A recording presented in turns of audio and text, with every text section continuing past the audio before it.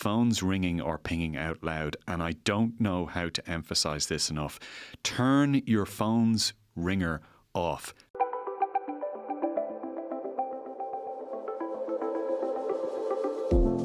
Hello and you're welcome to the Big Tech Show with me, Adrian Weckler. Now, do you have a thick phone wallet? Do you use a novelty ringtone or set notifications to ping constantly? Is the crying laughing emoji one of your most used texting characters? Well, you may not think of yourself this way, but you're middle-aged, you're old. The way you use your phone and your tech is increasingly different and more ignorant, actually, than most normal people. So today we're going to go through 10 of the ways you show yourself to be cluelessly middle-aged through your phone habits and other tech traits. JJ Clarke, who produces this show, is with me. Let's start, JJ, with number 1. Phones ringing or pinging out loud. And I don't know how to emphasize this enough. Turn your phone's ringer off. Have it on vibrate or silent. Never, ever have a message or notification ping out loud. Ever. For any reason, in any circumstance. Unless you're deaf, it's an emergency. Unless there's some reason. It's unbelievably ignorant. But like, are you saying this for shared spaces for public transport? Are you talking about in the office or in, They're always shared spaces. They're always in public. Don't do it on the bus. Don't do it in the office. Don't do it at home when there's somebody else beside you. My question is, so we're talking about the sort of 40, 50, 60s here. Is it because of the duration it takes them to get at their phone? It's always in some obscure pocket that you hear two verses. You can hear it and feel it if it vibrates. It doesn't need to call. When have you ever had a phone on vibrate and you weren't able to hear it? Ever. Maybe if it's 9 rooms away from you in your McMansion down the country. Maybe. There is this mindset, and I've come across it from people who are older. My age. I'm not talking about, not dumping on people who are necessarily older than me. I'm talking my age, 40s and 50s, who say, well, what's the point of having a phone if it doesn't ring? A telephone is supposed to ring. No, that was the 1980s. We haven't had ringtones since the 90s when you got your first Nokia. You don't have a ringtone. There is nothing more irritating, even worse than a ringtone, than notifications, WhatsApp messages, Facebook notifications, Messenger, anything else, LinkedIn for Christ's sake. Pinging, non-stop, ping, ping, ping. It's rude. It's like having a phone go off in a theatre or a restaurant. It's rude. I would disagree and say it's not the same as a restaurant or a theatre, but it is. Well, if you were designing a phone now and it was to come out tomorrow, would you have no ringtone on it? What's the point of it then? I would, yes. I think there is a market for someone to bring out a phone with no ringtone. I do. I believe there is a market for that. I think there are purposes for which ringtones are very occasionally necessary. There are people who have difficulties hearing, sight difficulties, and where it is easier to hone in on a phone. There are legitimate circumstances.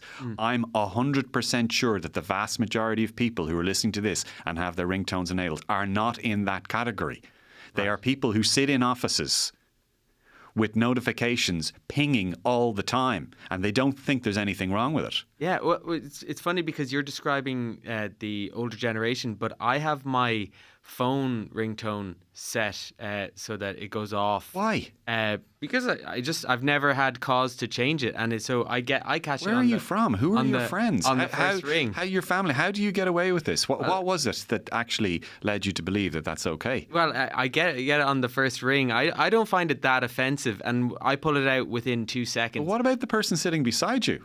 Do you ever notice the expression on their face? They're trying to focus on something. They're enjoying. They're enjoying a good podcast. Well, there is a set of shared rules when you live in a civilized city. Okay, you're on the bus, for example. Okay, you're on the top deck of a bus. There are a set of rules that pertain to being in a civilized place, in a civilized shared space. You don't fart. You don't belch. You don't mutter out loud. You don't whistle.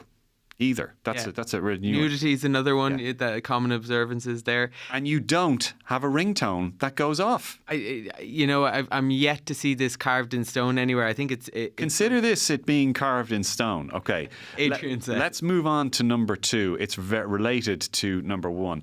A novelty ringtone. If you absolutely must have a ringtone, ring, ring, ding, ding, whatever, please don't make it be a novelty ringtone. Well, don't make it what's the one called again? Crazy Frog ringtone, where it's like dun, dun, dun, and you're just like, geez, that is so arresting at 6:15 in the morning. I mean, it is possible that some younger people have ringtones, like you have ringtones on, but there is nothing that says over 55 like a novelty ringtone. There's nothing that says, yeah, when I got my first smartphone, it was about 5-6 years ago. And I just thought, sure, why not? It was. We were going through the ringtones. It was really funny. Is this a person from the country? Is it? I don't know. It could be. It could be. It could be someone from Dublin. It could be from the country. It could be from anywhere. It's not the point. The point is, don't ever have a novelty ringtone. But I would say that the only argument against conformity and the standard, ringtone that comes with your phone is sometimes someone's ringtone or message alert is the same as my alarm tone, and so I get a kind of sick, queasy feeling when I hear it out in public when I'm like in a packed Lewis, for instance, and I'm like, oh God, that's unpleasant. What would you then like to say to that person who has that ringtone? I would say carry on. You would say carry on, even though it's causing you discomfort. That's okay in your world. I have no, I suppose, governance issues over another person's liberty. All right, okay. Let's move on to number 3, the crying, laughing emoji. An emoji in general. Now, this isn't offensive. I'm not going to get as worked up or as angry about this as I do about ringtones or messaging tones. But why is it now that older people seem to think that you have to put an emoji with every single text message or every second text message? It might be something, a laughter one, it might be a quizzical one, might be an angry one. This is sort of a Facebook generation thing, 50s and 60s and 70s again. They load up on. And the parents the grandparents and the parents cottoned onto this about 6 or 7 years ago. And this is the way, the ones there's still a small number who still will use the number 4 for FOR or the letter U for you. Yeah. Born out of the 3210. Yeah, exactly. And now they've moved to emoji. And there's a whole cultural war about the crying, laughing emoji in particular. Now, that was between Gen Z and millennials. So Gen Z were slagging off millennials. I'm older than both, and both Gen Z and millennials for using crying, laughing emoji. And Gen Z said they wouldn't be, and they're in their early 20s, they wouldn't be caught dead using crying, laughing emoji. There is a question there. It's like, how often have you ever been laughing so hard that you're crying when you've read something? I think that's the Gen Z point. Yeah. I think that it's ludicrous and it's ridiculous, but who cares if you're old and and that's the one thing that comes up on your text keyboard quickly, so you put it in. But Gen Z load up on acronyms that are a nightmare. Like what? Like, I have some of them here, like IKOR. That's an abbreviation. Right? Acronym is when you can pronounce it. An abbreviation. Abbreviation, yeah. Like OMW, on my way. IDC. No, I don't care. Young people don't use that. They do. No, they don't. They do sub not. 20. That's a very, very older person thing to do. No.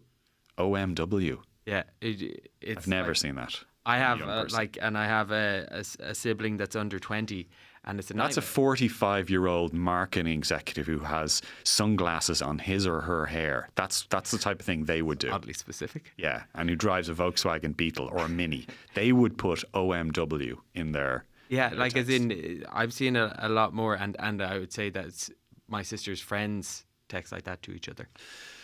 Okay, well, that's a whole subculture I've yet to go into, but rest assured I will. Number 4, only one charging cable unplugged. This is kind of interesting. We all know, someone who's a little bit older. Typically, they will have one charging plug. Maybe they picked it up in Circle K or Maxall about 5 years ago. It's singed and burnt to hell.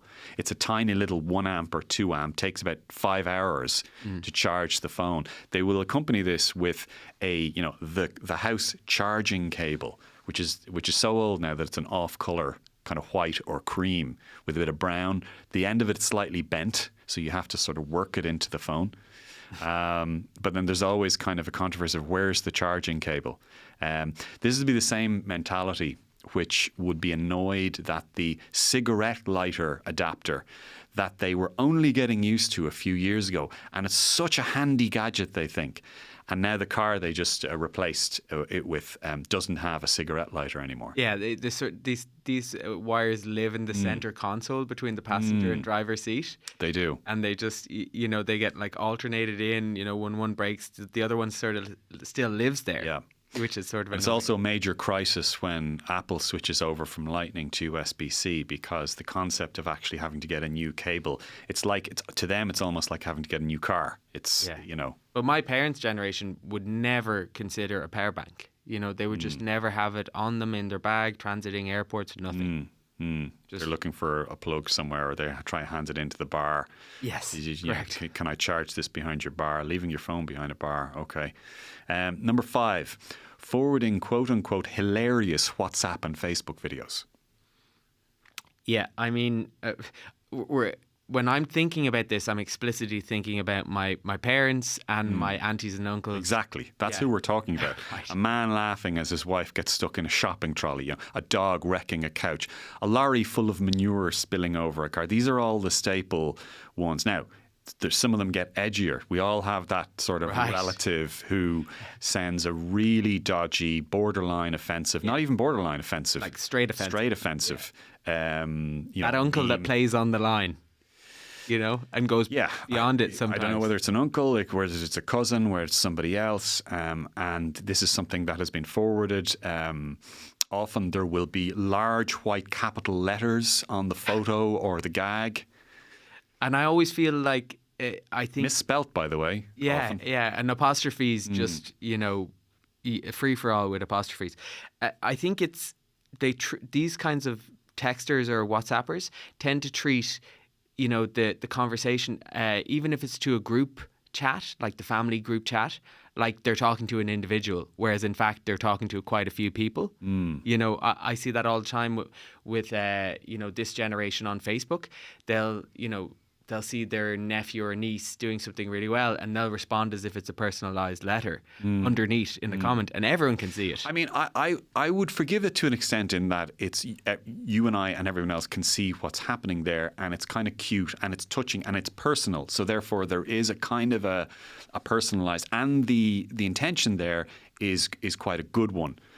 Where it starts to get a little bit weird is when they start again to respond with a picture with large white capital letters on it, which is not really funny to almost anyone, but to them, sure, come on, sure, just as a bit of a laugh. Yeah. Anyway, chuck it in there. Yeah. I found it funny. Number 6, talking extra loud into the phone because you assume that therefore they can hear it better if you talk extra loud, like someone in the 80s, like Basil Fawlty, who's talking extra loud to someone because they're from Barcelona and he thinks they'll understand it better this way. You hear this all the time.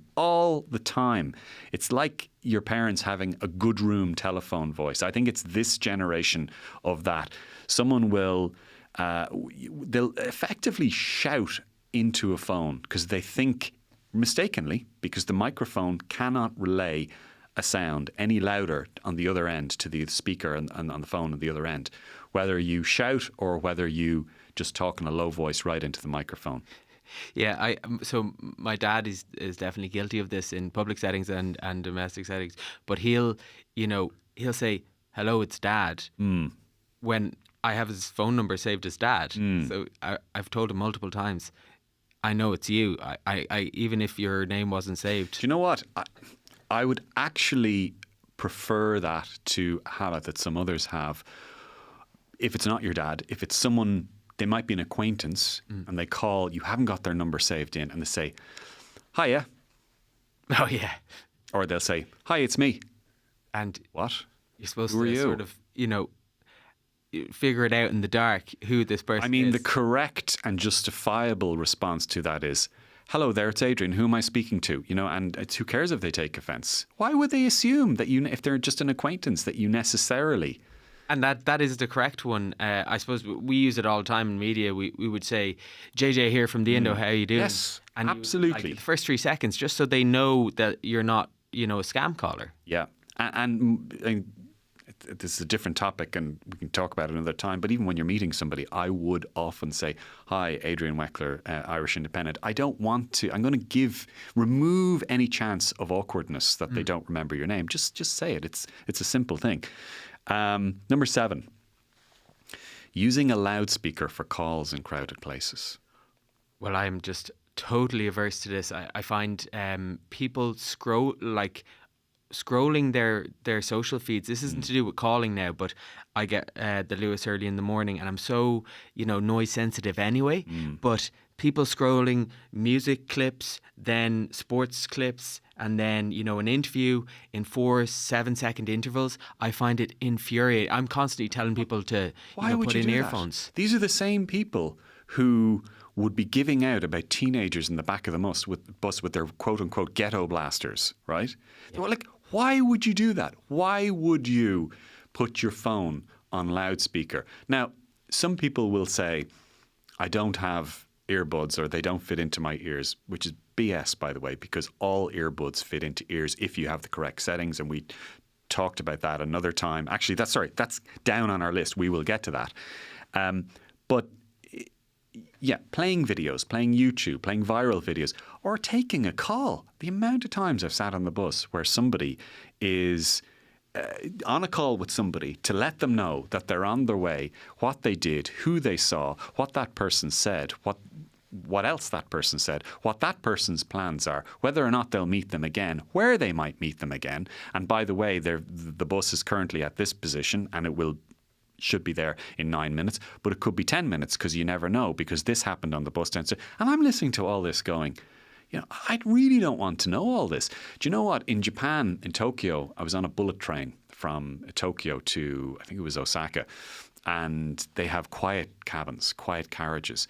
And unlike in Ireland, it's observed. In Japan, if you're in a quiet carriage and you take a call or you make noise, you can feel the displeasure, and someone might come up to you and say, shut up. Yeah. So correctly so. The bullet train or the Shinkansen, I lived in Japan for 2 years, and they'll tell you, like the only violators of that rule were Americans in and around naval bases in Japan.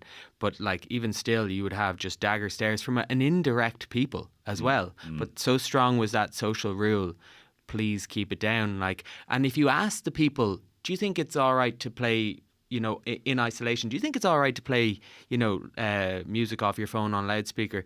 They would say, no, it's a bit rude. But somehow technology makes it easier for you to be a little bit rude. Well, the point of this podcast episode is that it doesn't, and we're calling it out. Number 8, a phone wallet. The thicker, the better. The more pockets you have in that phone wallet, the older you are. The more leatherette-ish it is, the more pleatherish it is, the older you are. Phone wallet pockets, to me, are a little bit like, the internal rings on a cut-down tree. You can see, the more there are, the older you get. Brilliant description in your article. I agree. And sort of, a coffee stamp little square that has 9 out of the 10, coffee stamps, and you're about to get your free one is wedged in there somewhere alongside credit cards. Yeah, and you see it bulging it's always out of middle-aged men's pockets. It's absolutely it's the nastiest. Well, there are variations. So with men, it tends to be a large wallet that they take out, and for bonus points when you're talking into it, you let the other flap hang down, dangle when you're on a call. Or you're looking at something. Okay? You get props. That's for women. It's slightly different. For women, they might have. It might be connected to a giant bunch of keys, or there's fur, or bedazzled. Yeah, there's that kind of thing. Yeah. That's men can have that as well, and women can have the leather wallets. I'm not saying it's prescriptive. However, if you have a leatherette phone wallet or any kind of phone wallet, you are old. Number 9, this we referred to earlier on. You're unaware that the earbuds you've been complaining about that can't fit actually had small rubber tips included in the box when you bought them. So I hear this so much. People say, those earbuds and those earpods and those, other misnamed products, they sound great, but I can't. They drop out of my ears and they're too big or they're too small. And I say, well, can I see it? and they show it to me. Yeah, you've got a rubber tip on it. It's too small or too large. Oh, right. Where would I get another one? In the box you bought it from. In the box you bought it from. Now, there are still some buds that you can buy that don't have any rubber tips, that are stalks. Yeah. And they would have been the original AirPods, for example. Huawei still do quite a few of those. There are one or two other brands that do those. They tend not to be the ones that people complain about, though, because they sort of do fit. There are some ears which are just wonky. Okay, fair enough. But the biggest complaint I hear about earbuds is that they don't fit. And the main reason they don't fit is because people don't bother looking at the alternative rubber ear tips. To be fair, though, I've never shook, I've never had an issue with phone earbuds, but I've never looked. And so when I read that in your article, I thought that's news to me. Okay. Number 10, last on our list today, but not least, banging and whacking every keyboard or keypad like it's a typewriter. So this is something you'll see. It applies to a laptop as well, but on a phone, someone will take out their phone, they'll have it in one pad, and they'll be jabbing it like they're trying to blow a hole or something, like to stab a little hole through the keypad. And that is something that is obviously reminiscent of the fact that for many people, their phone is the first thing they've ever had to type anything on. Maybe they don't use a laptop. They haven't used a laptop in their previous 40 or 50 years. You see a bit of that with laptops as well. There's always someone who absolutely whacks a laptop like it's a typewriter. One in every office, It's like, but you see the index finger primarily, and then the distinction being that, you have thumbs and like you have people like really quick texters and typers will use their thumbs, and they won't bring it up so close to their face. But another thing I notice about these kind of people, like the elder generation, is that they'll ask dial or pocket dial more frequently than other, than younger Gen Zers or millennials or anything like that. Like I get frequent calls from elder relatives, and it's just a sort of garbled pocket noise, and you can hear them having a conversation or getting into the car. And you're like, Mom, and they're. Yeah. I wonder why that is. And maybe it's because their phones aren't locked. I think it is. I think it's because they don't lock their phone instinctively like I would when I'm done using it, or their phone is of a certain vintage that it doesn't lock automatically after a certain period of time. The other thing is torches. You can always tell an older person because the torch on the back of their phone is always on. Actually, that brings me on to another memory at concerts. People will often, of all ages, will hold their phone up to try and photograph or video something, which is usually a total waste of time. The audio is absolutely terrible from it. But the way it's somebody who's older is they'll have the flash on the phone. So they're about 150 yards back in the point depot, like literally miles away. There's absolutely no difference. There's studio lights on the stage flashing on and off, and their little flash from 150 yards, they have it set to go on because they think it might make a difference. So all it does is it lights the back of the head of the person directly in front of them, so you can actually see the person on stage less, but what you get is the brown hair or silver hair. You see the follicles. Yeah. Of whatever old 70 or 80-year-old is performing on the stage. Well, because most of the people at the 3 Arena performing these days are about 75. That's about the average age. Fair. So anyway, if you can think, listeners, of any more tips or any more habits of people who are older, who are middle-aged, please do let me know. I'm at Adrian Weckler, aweckler@independent.ie. But for now, JJ Clarke, who produced this episode, thank you for joining me on this. Gav Hennessy was on sound. You have been listening to and watching The Big Tech Show with me, Adrian Weckler, and we'll talk to you soon.